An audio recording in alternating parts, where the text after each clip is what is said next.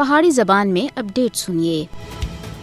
انسانی حقوق کی عالمی تنظیم ایمنسٹی انٹرنیشنل دی تازہ ترین رپورٹ جس کا عنوان ہے اساں کو قانون دے ذریعے سزا دیتی جا رہی ہے، مقبوضہ جموں کشمیر وچ آرٹیکل 370 دی منسوخی دے 3 سال وچ مقبوضہ جموں کشمیر وچ بھارتی جبر کو بے نقاب کیتا ہے۔ بھارت سن مقبوضہ جموں کشمیر دی خصوصی حیثیت دی منسوخی دے بعد تھی مقبوضہ جموں کشمیر وچ انسانی حقوق تے جبر کو اور زیادہ بڑھا دیتا ہے۔ ایمنسٹی انٹرنیشنل دا آخنا ہے کہ سول سوسائٹی، صحافیاں، وکلاء اور انسانی حقوق تے محافظاں کو مقبوضہ جموں کشمیر وچ انسانی حقوق دی خلاف ورزیاں دا لگاتار سامنا کرنا پے رہا ہے۔ ایمنسٹی دا آخنا ہے کہ بھارتی حکام سن 5 اگست 2019 تھے ہن تک کٹ تے کٹ 27 کشمیری صحافیوں کو گرفتار کیتا ہے۔ بھارت مقبوضہ جموں کشمیر وچ اختلاف رائے کو دبانے دے واسطے سخت قوانین اور غیر قانونی طریقوں دا استعمال کر رہا ہے۔ ایمنسٹی انٹرنیشنل انڈیا چیپٹر دے سربراہ اکار پٹیل دا آخنا ہے کہ بھارتی حکام مقبوضہ جموں کشمیر دے کچھ حصوں وچ انٹرنیٹ سروس کو بغیر کسی وارننگ دے معطل کر رہے ہیں۔